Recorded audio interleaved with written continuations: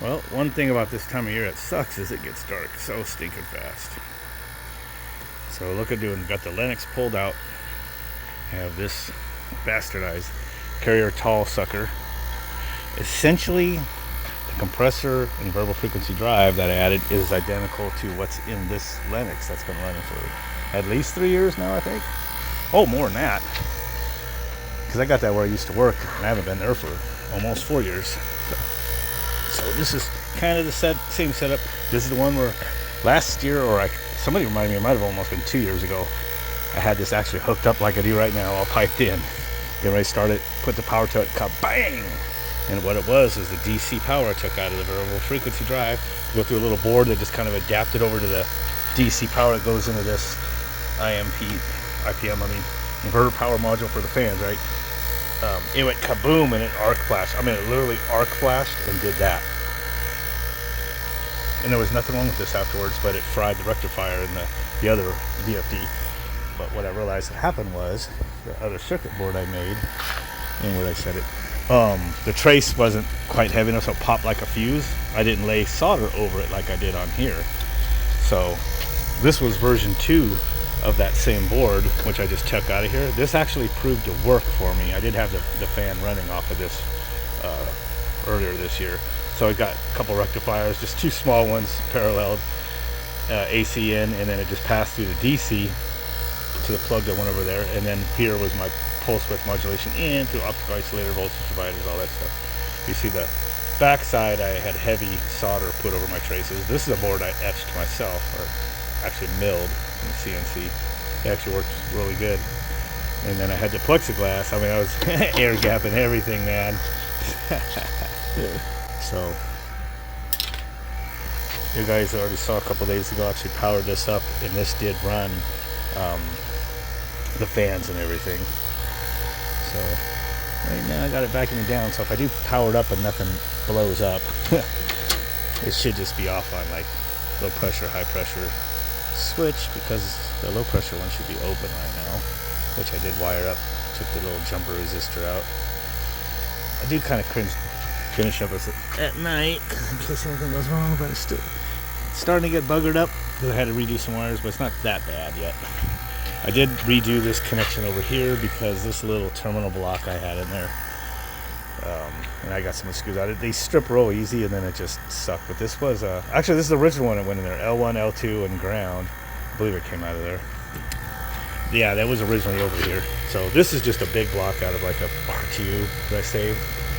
So, and I just got it's got an air gap up here. This looks close, but I got the 2 main lugs up at the top going to the variable frequency drive to that little choke lid there. These 2 smaller wires just go here to feed the AC in. Rectified goes out to the RPM, which worked the other day. This is my little variable DC input to tell what speed to go, which all comes from PWM from here. Somebody made a comment, and maybe like I should have used a slot there. And I do see some circuit boards do that. Actually, I think they don't always, but I just have, that's just a ground plane trace, I think. I can't remember if I don't think it's even connected to ground. I think it's just an isolator, but I don't know. I figured, it'll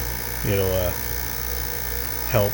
I haven't had any issues. It's not that high a voltage, but there is actually this isn't high voltage on the other side, so it's not a big deal.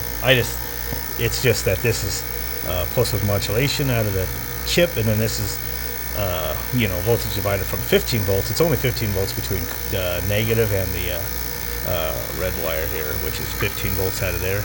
Now to ground there is high voltage, but from leg to leg this is all low voltage as far as where the optical isolator is concerned anyway, so it's no big deal. Let's see. And actually, I'm going to put one of those on here, but this should be okay. Those fans don't pull that much. I'm almost thinking of putting a low voltage on just to see that the 24 volts powers up my thing here. And it's going to take forever to vacuum down, it looks like. So I'm going to go check a couple more things and hopefully have good news to report. Well, I flipped the breaker for my air handler in the attic, and as I expected, It just says low pressure, high pressure shutdown. It's just gonna sit there, because that's how I programmed it to be. And then pick up a delay on brake once that switches are satisfied. Okay, now I just turn the disconnect on. Variable frequency drive booted up. That's saying that there's power to that. And that also means there's power to the crankcase heater down there. Compressor power is unplugged. Well, she's getting there. 2100 microns dropping. This unit here, let's just go back over this Lennox. So I put this in 4 or 5 years ago. I got this for free. It was brand new, never installed. Screw up from a job, I don't remember. But it actually worked. And it was a straight cool. So this is the model number. The Lennox TSA 036 H4. I guess it's probably a 14 here, I'm guessing. I don't know. This unit, 3-phase. Right? It's 3-phase, straight cool. Got it for free. Kind of hooked it up just to mess around because I knew I wanted to run a VFD. I wanted to do some experiments at the time, so I did. I actually took this thing. Not only did the VFD run off the 230 volt input, which is closer to 250, but I took this DC from my solar in the backyard. I was just goofing around, hooking it up different ways to kind of watch this thing run directly off solar. And I put an ECM in there. Also fed it DC power, and it worked. Whenever the sun was up high enough, I could turn off the AC utility power, and this thing would just keep running with DC power supplying it. Tied right into the DC bus. Should be after your rectifier. So that's why I was able to connect both AC and DC to it. You can do that pretty much with most variable frequency drives that have a DC bus connection. Don't realize it, but the other cool thing was, and I'll probably maybe have to put some pictures on the screen, so I'm not going to pop the top for this, but when it came out, actually pretty nice looking. This was a straight cool. There's the heat sink to the back of the VFD. So there's my thermal expansion valve. I made the distributors myself. Expansion valve, reversing valve, wherever it's down in there somewhere.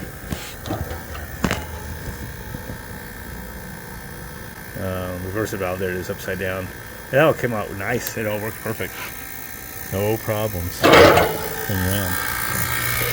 And this unit's been heating and cooling as a 2-stage, 40 hertz for low and 60 hertz for high. It worked. The only reason that I'm pulling it out is that's my Can-Am right there. There's my RV gate. Oops, zoomed in. And it's a bitch to get past the 2 square condensers, and you can see right here is where the Lennox and that Goodman, it's still there right there. So it's even more than that. So I'm saving probably about 12 inches, 13, 14 inches by putting this here. I mean, 14 inches because the trailer was like coming like this to get by here and not hit the wall. I mean, I was always like this. So I mean, 14 inches is the moon, man. Just, it's gonna be awesome. And then this unit will eventually get changed, but people were asking, someone's asking if I was actually changing out the Goodman for this tall one. I was like, no, Goodman's actually still R22, and I still have an R22 right here in the attic. So if anything, I might just extend this one right here for temporary, which won't take much, and to open up the area. Breaking the vacuum with some nitrogen. Compressor's still unplugged. I'm expecting to see this thing recognize the switch when it closes.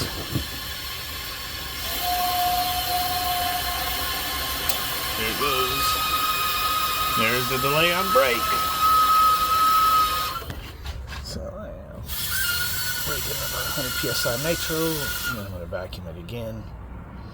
There we go.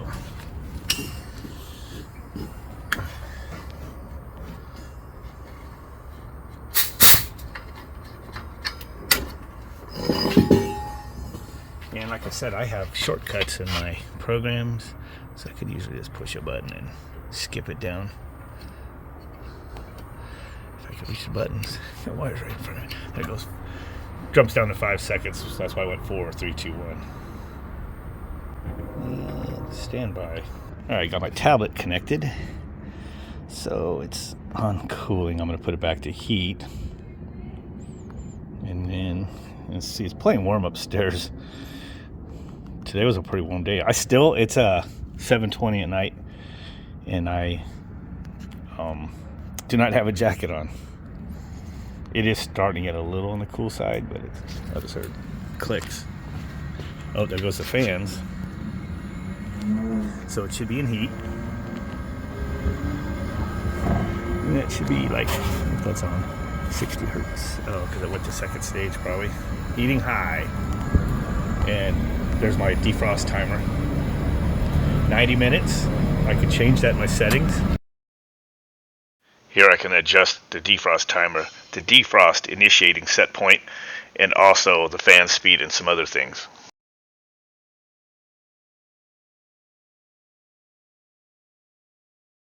And look and see how my thermistors actually say 54 degrees-ish. They kind of bounce around a little bit. It's no big deal. There's the fans. They're running. Compressor's not running because I have it unplugged. That would be very bad with nitro. But yeah. So I think this thing's ready to work as soon as I get it back down, put refrigerant in there. I just let the nitro out. Notice when it went back into low pressure, high pressure shutdown, fan motor stayed running. But I'm guessing that, I can't really remember, I might have programmed it to stop the compressor but not the fans. Probably because of what if the pressure was too high, you know, type of thing. What's that guy going on? Well, that was a little weird for a second.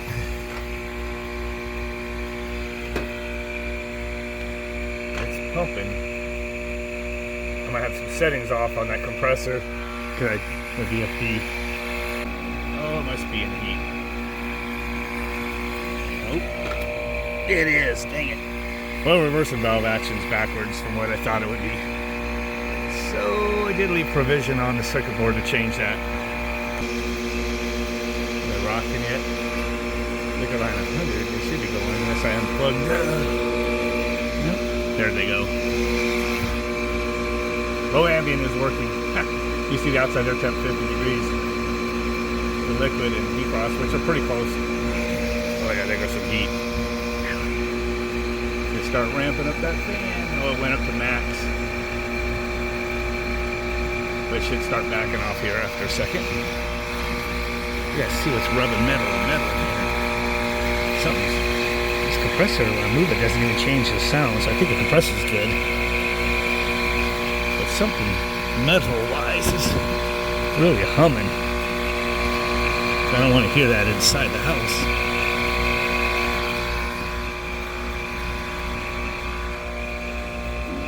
Suction's dropping way down now. Add some refrigerant there.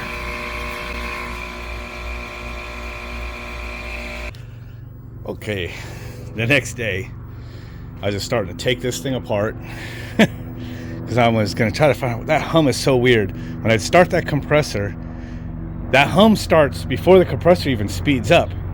And you can hear subtle changes in it, like intensity, I think just changing with vibrations, but the frequency of the hum stays the same no matter the speed of the compressor. And I thought maybe my dipshit gas line, I remember why I left that in there like that. It is a U-turn, but I don't know, it works. It heated perfect yesterday. It almost seemed to heat better. And this was my imagination. It worked great. With the capillary tube metering devices, it works. But so anyway, I just now got it apart, thinking I'm going to find out what's resonating. I mean, it's so weird. I wiggle the compressor and nothing changes. I'm like, oh, damn, the hell. Anyway, I haven't opened it up yet, but I just saw that box right here.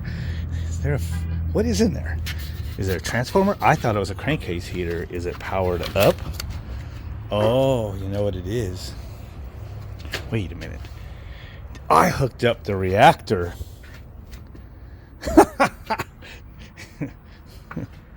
I actually just realized what it was while I'm recording this video. I totally forgot. That is a reactor that was on the original board, and I thought, hey, there's a reactor in here. Let's hook it up to the bus, to the DC bus of this variable frequency drive. So the DC is going through here. That's what's freaking humming. I guarantee it. Oh, man. So evidently the reactor Some gross mismatch, or it's actually got loose windings in there. This is good news. I bet you I bypassed that and the thing is freaking smooth and quiet. Huh. I actually did a nice job putting that in there. Now this variable frequency drive looks like ass. I went ahead and stuck it in here just because I figured I'd use the older one in here. But actually this is one of the first ones out of a batch I obtained for free. They were new takeoffs from an order that was mixed up, I guess, when they wanted 460. So I got all these 230 volt, 3 kilowatt VFDs. And this is the one I used to play with first, and I had left it out on the cart outside when I used to first mess with the solar panels and stuff. And so it's just, this is just colored from the sun, but it wasn't used that much. So I just used it in here. Oh my goodness, that's just so funny. I was messing with this thing for a while last night trying to figure out what that was. Everything else is working great. This motor I put together out of 2 motors is working great. And the funny thing is I have more of these units with motors I could have just swapped. And I didn't. I just wanted to do that. The capillary tubes, which you can't really see so much now. There's one right back there. For the 2 different circuits of coils for heating mode, for evaporator, works perfect. It worked perfect. All that worked great. My controller's working.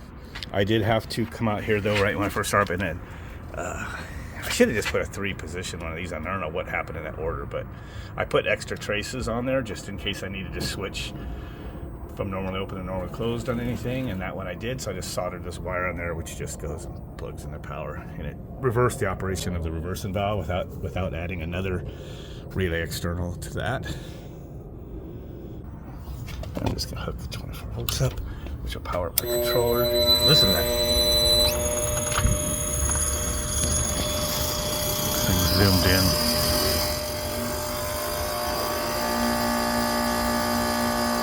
Now you hear the hums together at the same time, but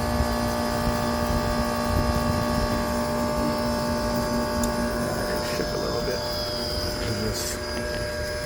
It's loose, but it must be as soon as current is flowing, and it's actually technically doing what it's supposed to be doing. It's just noisy, but first, as soon as it starts up, the voltage, the DC bus drops, and you got the peaks of each, pulse. So fully rectified, you got 2 pulses for every sine wave. Full cycle makes it 2. So you got basically 120 pulses a second going as it's pulling current right when it was trying to run the compressor. And I'm sure that's what's going on. So wait for that to discharge, and I'm going to disconnect that bastard. Here's a couple more VFDs from that same batch. See, this one's discolored also because this is one I was playing with. And the sunlight really changes the color of this. This is from the same batch. These were all in boxes when I got them. But not a whole lot of use other than just testing stuff and motors. So this one I've taken a lot of screws out of for some reason, and this one has the jumper in place, so I'm going to take that jumper and go put it on the one outside. That is not the type of reactor I expected to see. That's what it is, but basically a big choke. Yeah. Well, I had it open. I was going to caulk this, which is going to take some time, and just put some death tape on there. That's that foil tape that has the goo on it. I just put it on here over the cracks just in case any water does get through here when it's running. It won't creep its way in over here. That would be bad. This one here, the one in the backyard, the Lennox, I caulked that one in. So, and it's run 3-4 years, running the same compressor, no problem. So let's see, put high voltage back on. Just gotta throw the 24 volts on, which hum is gone. All right, I'm gonna kill it. And I'm gonna put the panels back on. High voltage on. I'm ready to go. Just gonna land the 24 volts back on again.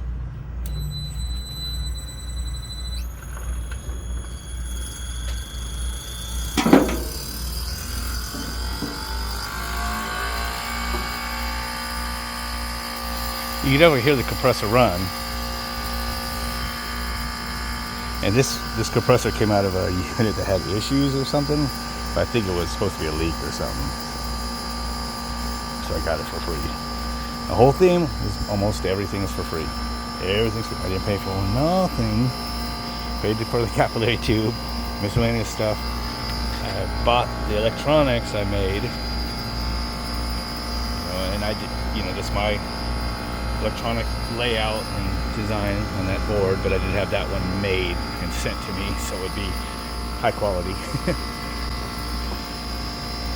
But very low buck. My stuff is low buck. Still got to throw the insulation back on there and fix that a little bit. It was late.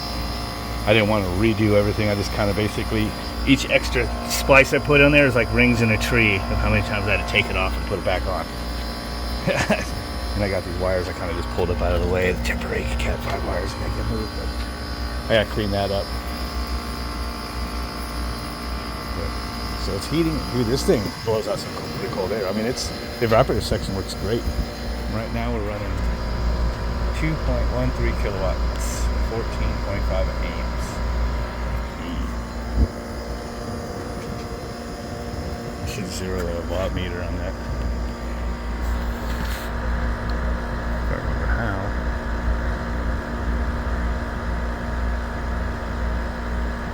If you do it wrong, it like enters some.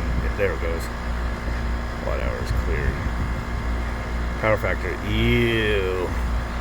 That would be the DC rectification. It always comes up as a bad power factor. Look at the voltage. And this thing is actually pretty accurate. 254. The voltage is high here at my house. It's like crazy. But it's still the wattage there. It's still pretty good. So yeah, that's nice cool air. Seems about right for the fan speed. I kind of played with it and wound up going back to the one I kind of figured before for my speed. It's just an arbitrary number of 0 to 255, 8-bit value. So 255 would be the highest pulse width modulation out, which would just be full on 5 volts. So 125 is like 50%, so 170 is like my full speed for a fan. I could crank that up and make this fan absolutely take off. Let's see here. Might as well play around with it for a minute before I put the cover on. Oops. Save the E problems. I'm going to put back to 170 in a second. Just want the fans to crank.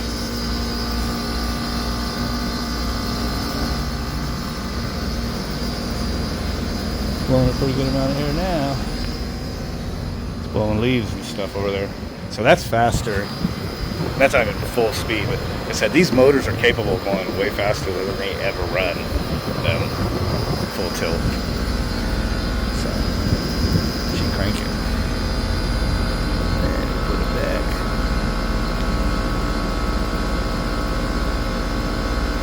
I noticed the coil temp ran pretty cold. My thermistor kind of, the way I calculate it, it's more accurate around room temperature and gets a little less accurate when it gets down to the extremes, which I didn't care. It kind of becomes arbitrary numbers. So it said the coil was running real cold last night. It might have been pretty accurate within a couple degrees, but I changed the defrost thermistor set point to 18 from 28 or whatever I had at first, because it was going to go through defrost when it didn't need to. It's going to go back down to speed 170. Each time I go in and out of there and save, it starts my defrost clock over to 90 minutes, just the way I have it. I got it half-assed put together. That panel got beat up a little bit because I had it laying in a pile upside down over there with stuff on it. So while this part was inside, staying in pretty good condition, this was laying face down and it just got beat up. Now I don't have it pulled up all the way. These things you got to lock in the little things and pull it up into here. I'm actually just gonna leave it kind of wedged in there so I can come check it as I'm running it for the next weeks or whatever. I want to come out here. So this is a big mess out here. I just kind of put insulation on real quick. I have some temporary Cat 5 wires I never did reroute, so everything's all tangled. I can only do so much over there. I have tons of stuff. I just kind of, this is like a scrap pile, just that. But anyway, the goal eventually was to build this unit here, replace that one with a skinny one too, which you can see it can give me so much more room to get to the RV gate access. And then I had this one, which I've now got all apart, which was my heat pump. It was gonna be a nice thing, and then it sucks. But in that sense, it's beat up with bastard old Goodman. Although, knock on wood, I've done repairs to it or whatever. It's that piece of shit Bristol still running down in there.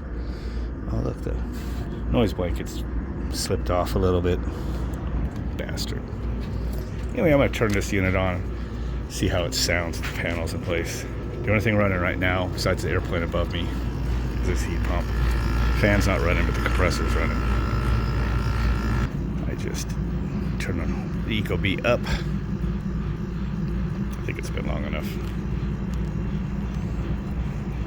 Should kick it. There it goes.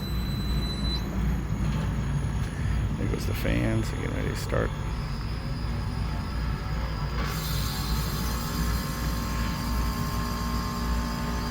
Scrolls. It sounds like it's running at 60 hertz. Start to feel the air. Dude, that sounds so much better than it did. And I let it run last night with that hum. And I couldn't really hear it in the master bedroom, which is up there, unless I really listened for it with everything off. But I could hear it out here, and it was annoying me. So that's just crazy that this reactor was causing that hum, but it was just echoing through the whole thing. I suppose if I were to insulate this on rubber pads, I could stick it back on that variable frequency drive, you know, as a reactor. I don't know what to think about it. Look how loose that actually is. Huh. Kind of weird that it was humming like that.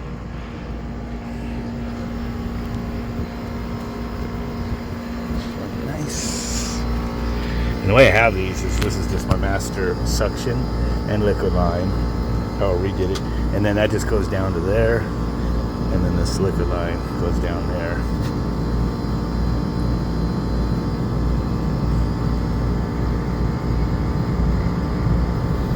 So it's starting to get hot. Heated upstairs up pretty quick. So that's cool. That sounds good. I'm glad to see it finally running.